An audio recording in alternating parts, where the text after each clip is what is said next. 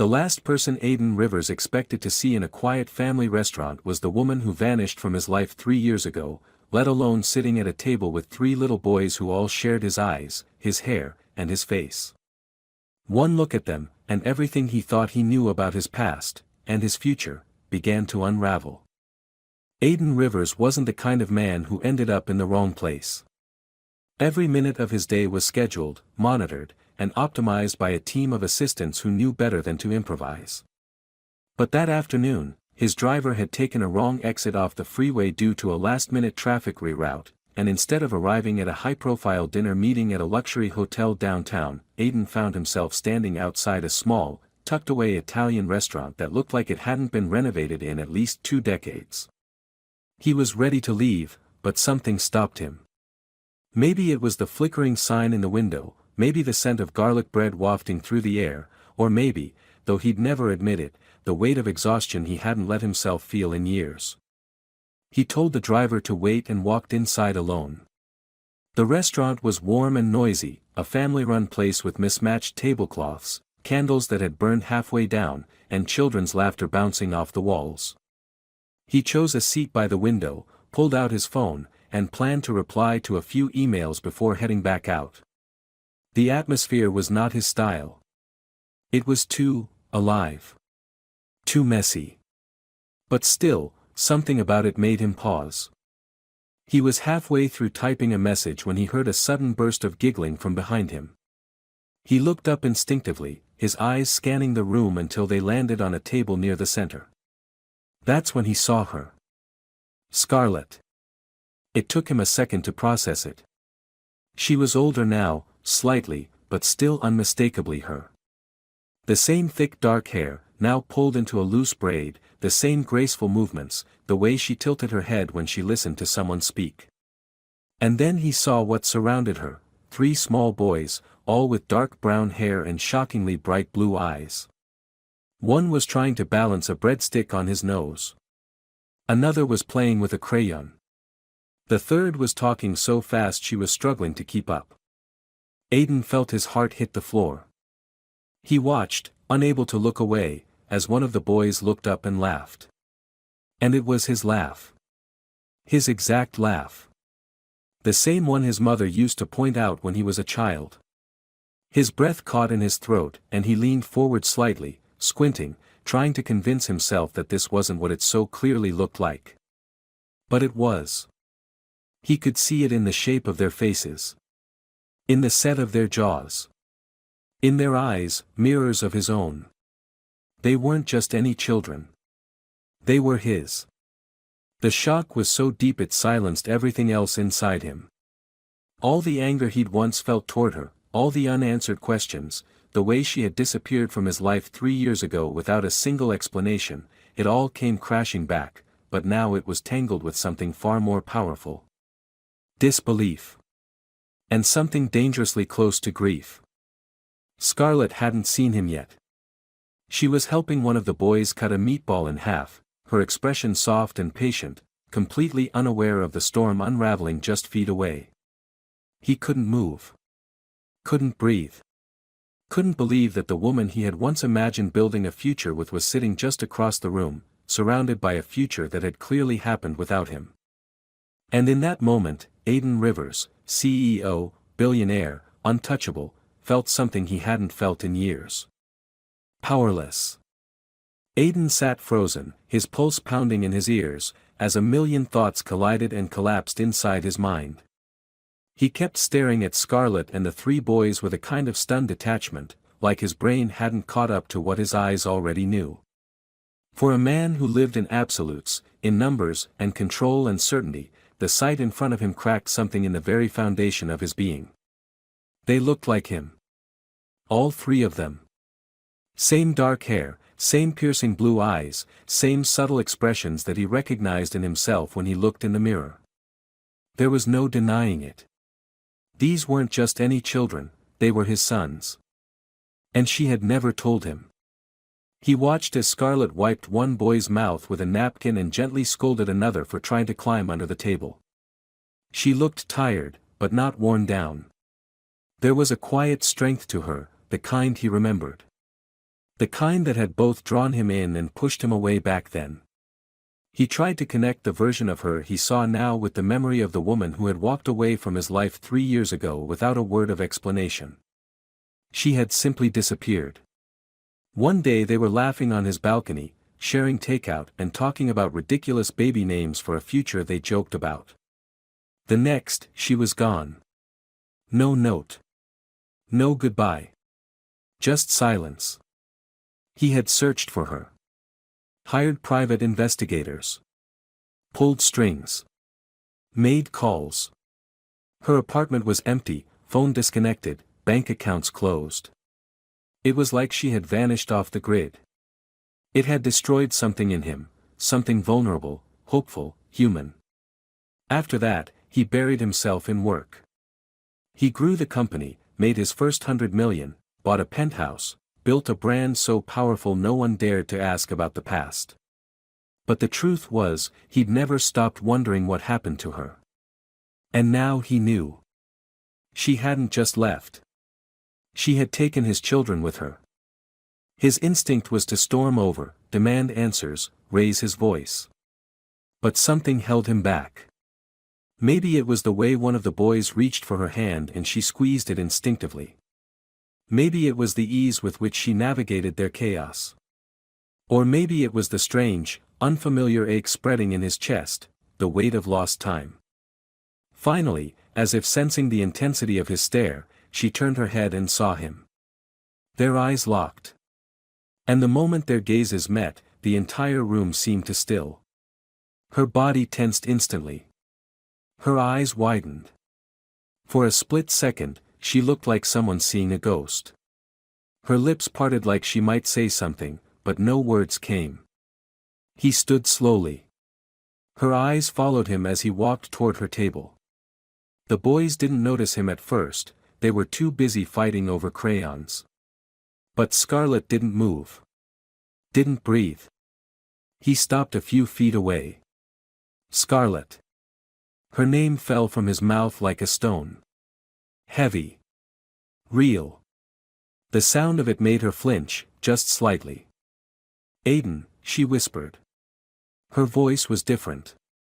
Still soft, but layered now with exhaustion and something else, guilt. He looked at the boys.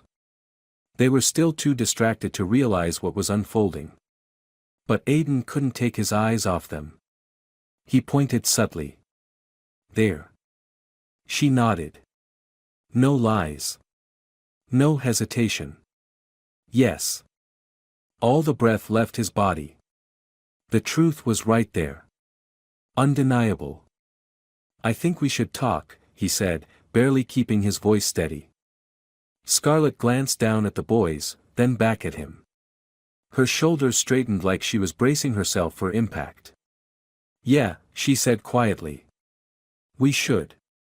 Scarlett stepped outside first, her movements cautious, careful, as if each step carried a different weight now that her secret was no longer hers alone. Aiden followed, his mind spiraling, his thoughts loud and unfiltered in the silence between them. The restaurant door shut behind them, muting the warmth and laughter of the families inside. Outside, the air felt sharper. Heavy. Real in a way that made it difficult to breathe. They stood near the edge of the sidewalk, just out of view from the restaurant windows. Scarlett crossed her arms tightly over her chest, her back straight, chin slightly raised like someone preparing for a fight they knew they couldn't win but had to endure anyway. Aiden, on the other hand, didn't speak right away. He simply looked at her. At her face, her eyes, the same ones he used to memorize when the world felt too complicated. She looked older. Not in a bad way, more grounded. But there was something in her eyes that hadn't been there before. A sadness. Or maybe just years of survival. He didn't ask the obvious questions. Not yet. The truth was too raw, too exposed. So he started somewhere softer, even though it still burned in his throat. Why didn't you tell me? Scarlett blinked, once, slowly. Because I was terrified, she said. Of you. Of your world. Of how fast everything was moving when I found out. He clenched his jaw, trying not to let the anger rise so quickly. Terrified of what, exactly? That I wouldn't want them. No, she said quickly. I knew you would. I knew you'd be there, and you'd take responsibility, and you'd turn your life upside down if you had to. That's what scared me the most. That caught him off guard. So, you left because you thought I'd care too much? Scarlett exhaled. I left because I didn't know how to survive being consumed by you and your life. I knew what would happen. Headlines. Cameras. Contracts. Negotiations. They'd grow up under a microscope, and I couldn't do that to them. Or to you. You were on the edge of something huge, Aiden. I watched you climb so far so fast, and I didn't want to be the weight that slowed you down. He shook his head slowly, trying to absorb it all. You were never weight. You were the one part of my life that didn't feel manufactured. And you didn't even give me the chance to choose. Her expression broke slightly, the corners of her mouth pulling tight. I didn't want to be your burden. I wanted to protect them. And maybe, yes, maybe I wanted to protect myself too. He paced once, then turned back to her, eyes burning. You protected them by keeping them from their father? I protected them from becoming a story, she snapped, her voice rising. From being bought and sold by tabloids. From being used as leverage by people who only care about your company. You don't think I thought about what I was doing every day for the last 3 years? A long silence followed. Neither of them looked away. It was a kind of quiet that only came from two people who had once known every detail about each other and now couldn't recognize the parts that had changed. Finally, Aiden's voice softened. You don't have to justify what you did, Scarlett. Not right now. But I need to know one thing. She waited, shoulders tight. Do they know who I am? She swallowed hard. They know they have a dad. A good man. Someone I wasn't ready to bring into their world until I was sure they were ready too. Aiden nodded slowly. There was pain in his eyes, but also something else, resolve. Well, he said quietly, I'm here now. And I'm not going anywhere. Scarlett didn't answer, but something shifted in her face. A flicker of disbelief, maybe even hope. She turned slightly, glancing through the window toward the table where the boys still sat, completely unaware that the axis of their world had just begun to shift. When she looked back at him, her voice was barely a whisper. I don't know how to let you in, Aiden. Then let me figure it out with you, he said. And for the first time since she'd walked away from him, she didn't run. The next morning, Aiden couldn't focus on anything. His phone buzzed with meeting reminders, emails stacked up unanswered, and his assistant knocked twice to ask if he'd be joining the board call, but he ignored them all. His thoughts were still outside that little restaurant, still standing on the sidewalk across from Scarlett, still locked in the silence that followed the truth.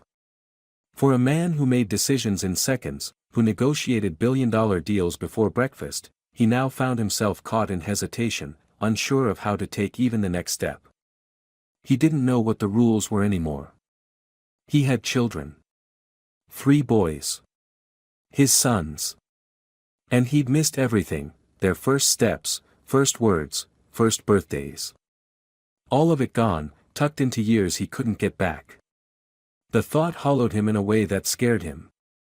Not because he felt guilt, but because he realized how much he wanted something he had never imagined before.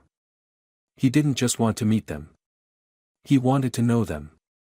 To belong to them in a way that had nothing to do with money or legacy or name. By early afternoon, he was back in his car, parked a block away from Scarlett's modest apartment building. It wasn't in a bad area, but it was clear she had chosen simplicity, privacy, safety. He hadn't told her he was coming. Part of him knew she might not open the door, but he needed to see them again. Even from a distance. When he saw her stepping outside with the boys bundled in light jackets, his breath caught. They were all holding hands, barely organized chaos, chattering over one another, pointing at birds, leaves, the sky. Scarlet spotted him immediately. She didn't look surprised. She hesitated, then walked toward him, her pace slow and deliberate. The boys followed like ducklings, two tugging at her arms and the third lagging behind, distracted by a stick he'd found. "We're going to the park," she said when she reached him. Her voice was neutral but not cold. "You can walk with us, if you want." He nodded, trying to hold back the gratitude that surged in his chest. "I'd like that." They walked together in awkward silence at first. The boys ran ahead, chasing each other. Aiden watched them like someone watching magic unfold. Every movement they made felt surreal to him. He had missed so much. Eventually, one of the boys, the smallest, fell. Scarlet started forward, but Aiden was faster. He knelt down, gently checking the boy's hands for scrapes. "Hey," Aiden said softly, brushing off the dirt. "You okay, buddy?" The boy looked up at him, eyes wide and bright. "I'm not a buddy," he said with a pout. "I'm Liam." Aiden froze. Scarlet smiled faintly from behind. "That's Liam," she confirmed. "Jake's the one in red. And Sam's the one who never listens." Aiden felt something shift in his chest. "Hi, Liam," he said again, softer now. I'm your dad." The boy tilted his head. "Really?" He nodded. "Yeah. Really." Liam studied him for a long second, then without warning, wrapped his little arms around Aiden's neck. It wasn't planned. It wasn't rehearsed. It was just a moment, a child's instinct. And it undid him. Aiden stayed crouched there long after Liam ran ahead. Scarlet stood next to him now, her expression unreadable, but her arms were no longer crossed. She didn't speak, and neither did he. She didn't need to. He felt it in the silence between them, something beginning again. Back at the apartment, she invited him up. Not for a conversation, not for clarity, but because the boys wanted to show him their superhero wall, a messy collage of drawings and stickers and crayon chaos taped across their bedroom. He followed them inside, trying to absorb every moment, every detail, their voices, their routines, the way they each hugged her without even thinking. As he stood in the middle of their world, with toys scattered around his feet and giggles echoing from the hallway, Aiden realized something terrifying and beautiful at once. He didn't want to be a visitor in their lives.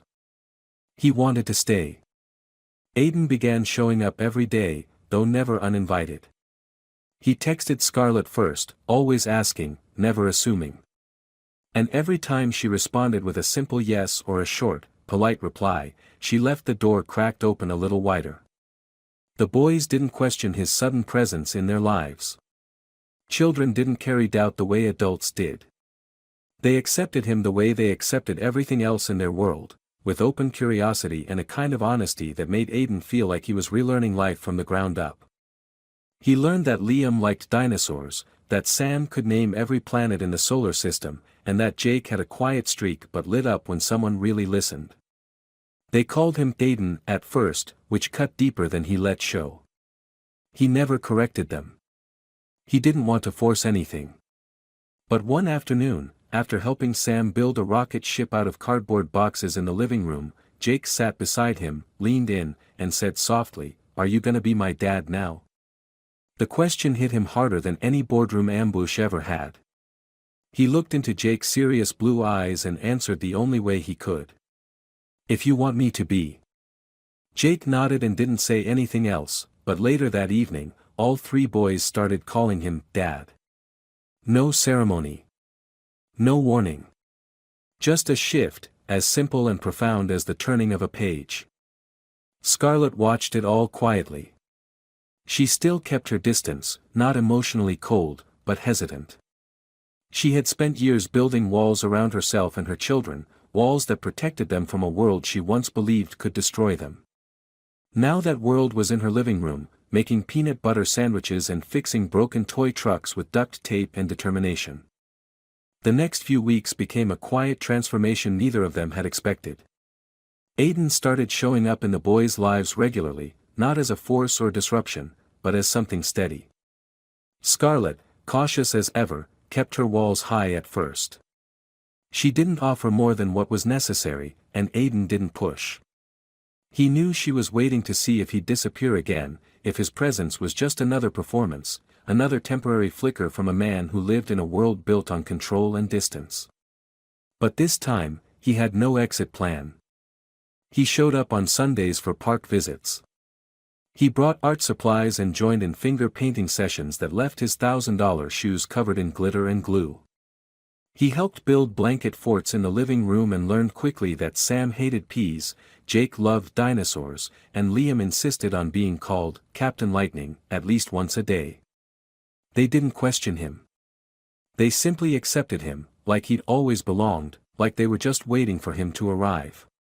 That acceptance broke him in the quietest, most powerful way. Scarlett watched it all with guarded eyes. She had never seen him like this before. The man she remembered from their past was polished, reserved, a little distant even in his affection. But this version, this man kneeling on the floor tying shoelaces, making up bedtime stories, staying after they fell asleep just to sit in the silence, was something else entirely. She didn't know what to do with that. Every part of her that had hardened to survive now felt exposed. Not because he demanded anything, but because he didn't. One evening, after the boys had finally fallen asleep, Scarlett walked into the kitchen to find Aiden quietly washing dishes. He hadn't asked, hadn't said a word, just rolled up his sleeves and started cleaning. The sight of him there, out of his element and yet somehow perfectly at home, caught her off guard. "You don't have to do that," she said, leaning against the doorway. He looked over his shoulder and offered a half-smile. "I know. But I want to." She crossed her arms, watching him for a moment. "You were always good at doing what you wanted." He turned off the faucet, drying his hands slowly before facing her fully. "Not always. I was good at doing what I thought I was supposed to want. There's a difference." She didn't respond right away. Her guard was still up, but something in her chest was softening no matter how hard she fought it. "I don't know how to trust this. Any of it." "I know," he said gently. "And I'm not asking you to trust me overnight. Just let me be here. Let me prove it." She looked down at the floor. "You missed everything. Their first words, their first steps, birthdays, fevers, tantrums. You missed it all." He nodded. "I know. And I'll never get that time back. But I'm here now. And if you let me, I won't miss another thing." Silence filled the space between them, but it wasn't cold. It was thick with something unsaid, something pulsing and alive. She wanted to believe him. Wanted to let him back in. But the risk terrified her. Because loving him again wouldn't be just her heart on the line, it would be 3 others too. Aiden stepped forward, not too close, not touching her, just enough to be heard fully. "I'm not the same man you left. And maybe you're not the same woman either. But maybe that's okay." She looked up then, meeting his eyes. There was no performance in them. No ambition. No strategy. Just truth. "I need time," she said finally. "You can have all of it," he replied. And with that, she nodded. It wasn't a promise. It wasn't forgiveness. But it was the first real step towards something they both thought had been lost. Something fragile, but worth trying for. As the days slipped into weeks, a new kind of rhythm began to form. It was uneven, uncertain, but it was real. Aiden became part of their everyday lives, not in sweeping gestures or dramatic declarations, but in small, deliberate ways. He started arriving early enough to help get the boys ready for school and stayed late enough to read bedtime stories, even when work demanded his attention elsewhere. He didn't try to buy their affection. He didn't overwhelm them with gifts or flashy distractions. He simply showed up, again and again, with quiet consistency, as if every moment was a chance to earn back a piece of the time he'd lost. Scarlett watched everything with a cautious heart. She wanted to believe that the man folding tiny socks on her couch and building Lego castles in the living room was the same Aiden she had once loved, but different in all the right ways. Yet the fear never fully left her. She'd spent 3 years doing everything alone, every tantrum, every doctor visit, every impossible decision. It had made her strong, but it had also built walls so high she couldn't always tell if they were protecting her or isolating her. One evening, as autumn crept in and the air turned crisp, Scarlett found herself sitting on the porch steps with a blanket over her shoulders, watching the boys chase fireflies in the fading light. Aiden sat beside her, elbows resting on his knees, his dress shirt rolled up at the sleeves, quiet and comfortable in the kind of domesticity he once would have found foreign. "They talk about you all the time now," she said after a long silence. "Even when you're not here." He looked at her, his expression unreadable. "What do they say?" She smiled softly. "Liam says your voice sounds like Batman. Jake thinks you can fix anything. Sam asked me if you know how to fly a plane because, quote, he's rich and rich people do that stuff." Aiden laughed, but there was emotion behind it. "They're incredible." "They are," she said. "And they're mine. Every breath, every scar, every inch of them. I didn't do it perfectly, but I did it with everything I had." He nodded, solemn now. "I know. And I never doubted that. Even when I was angry, even when I didn't understand why you left. I knew you were doing what you believed was right." Scarlett's eyes glistened in the low light. "I still don't know if it was. I just knew I couldn't raise them in your world. Or maybe, I didn't know how to." Aiden sat up straighter, his voice low but firm. "Then let's make a new one. Not mine. Not yours. Ours. One they can grow up in without needing to unlearn who they are." She looked at him for a long time, her fingers tightening around the edges of her blanket. "I don't want to raise them with someone who might walk away when it gets hard." "I walked away from everything except you," he said. "The only thing I ever regretted losing was what we had. And now, them. You. This. I'm not walking away. Not this time." It was the most vulnerable thing she'd ever heard him say. And it cracked something open inside her. That night, after the boys were asleep and the house was quiet, she handed him a folded piece of paper. On it were the boys' birth certificates. His name wasn't listed. Until now, it hadn't been.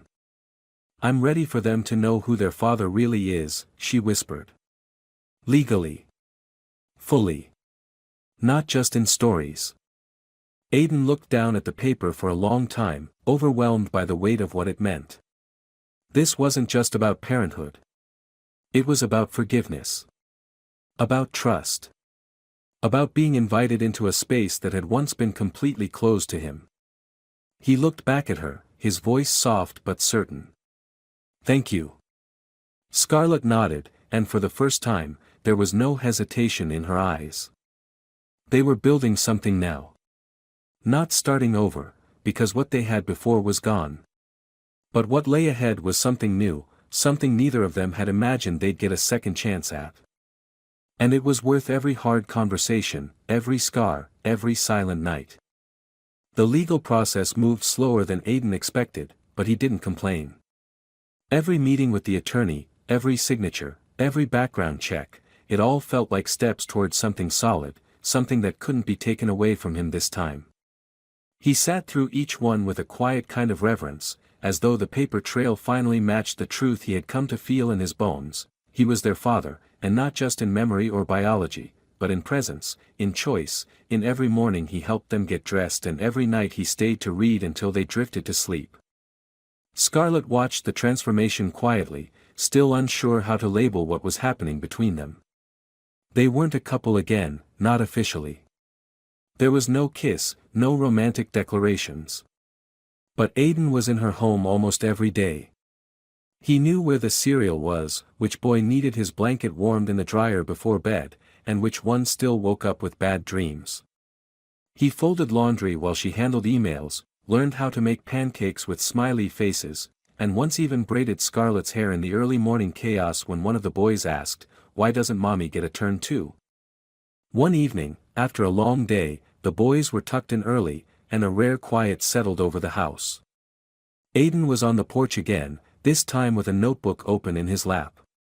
Scarlett walked out holding 2 mugs of tea, one of which she handed him without a word. He took it, surprised at the gesture, and glanced at her with a tired but grateful expression. "What's that?" she asked, nodding toward the notebook. He hesitated before answering. "Names. Names. For the trust fund I'm setting up. Not just for them. For others like them. Kids raised by strong mothers who did everything alone." Scarlett didn't reply at first. She sipped her tea and stared out at the quiet street. "I never wanted your money," she said eventually, softly. "I know," he said. "That's why I want to give it." She looked over at him then, and there was a silence that passed between them, the kind filled with meaning but not yet resolution. She still didn't know what to do with all of it, with how present he had become, how gentle, how different. She wanted to believe this wasn't temporary, that it wasn't some guilt-fueled overcorrection. But a voice deep inside her still warned her to be careful. "Why are you really here, Aiden?" she asked suddenly. "Is it just the kids?"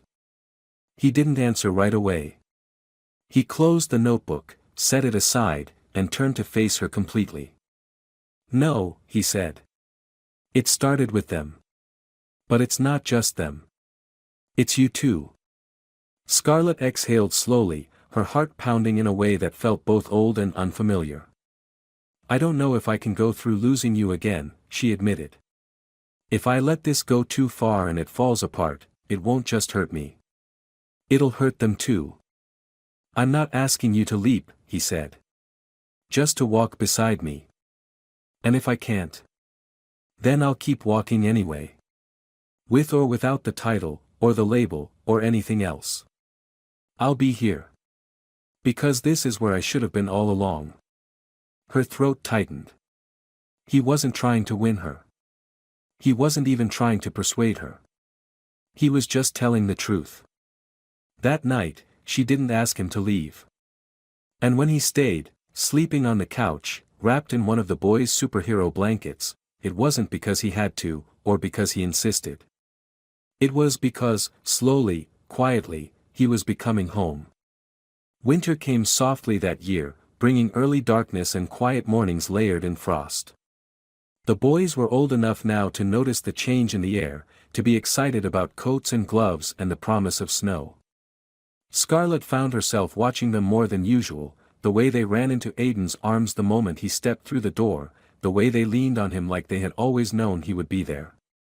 Sometimes it still caught her off guard, how natural it looked, how simple. But there was nothing simple about what it took to get there. She had built this life brick by brick with her bare hands, and somehow, without warning, Aiden had walked back into it and become a part of the foundation. One evening, close to the holidays, the house was buzzing with energy. The boys were helping decorate a small tree Scarlett had picked up earlier that week, each of them arguing over who got to hang which ornament. Aiden sat on the floor between them, smiling through the chaos, untangling a string of lights that had no intention of cooperating. Scarlett stood in the doorway with a mug in her hands, watching the scene, letting herself feel the weight and warmth of it. Later, after the boys were finally asleep and the house had fallen into that rare kind of calm that only came after a full, happy day, Aiden found her sitting on the edge of the bed she used to sleep in alone. She didn't speak when he walked in. She just looked at him, her eyes soft but guarded, still asking a question he hadn't answered completely. He crossed the room and sat beside her, close enough to feel the heat from her skin but not close enough to touch. "You don't have to say anything," he said. "But I think I should." She looked over at him, waiting. "I didn't come back to fix the past," he said. "I can't. I lost too much time, and I'll never get it back. But I can be here now. And I want to be, for you, for them, in whatever way you'll let me. No pressure. No timelines. Just truth. Scarlett stared at her hands for a long moment before speaking. You know, I used to dream about this. About you coming back. But in the dream, I was angry. I yelled. I made you earn it. He smiled gently. That sounds fair. But now that you're here, she continued, all I feel is, tired. Tired of holding everything on my own. Tired of being afraid to need someone. You don't have to be afraid, he said. Needing someone doesn't make you weak. It makes me vulnerable. Then be vulnerable, he said quietly. With me. She looked at him, really looked at him, and saw not the man she had once run from but the man who had returned and stayed. The man who braided hair with clumsy fingers, who read bedtime stories with too much expression, who kissed skinned knees and tied tiny shoes without ever expecting applause. The man who had changed, not because she asked him to, but because life had demanded it of him and he had chosen to grow. She reached out then, her hand resting gently on his. I don't want to do this alone anymore, she whispered. You never have to again. They didn't kiss. Not that night. It wasn't about that.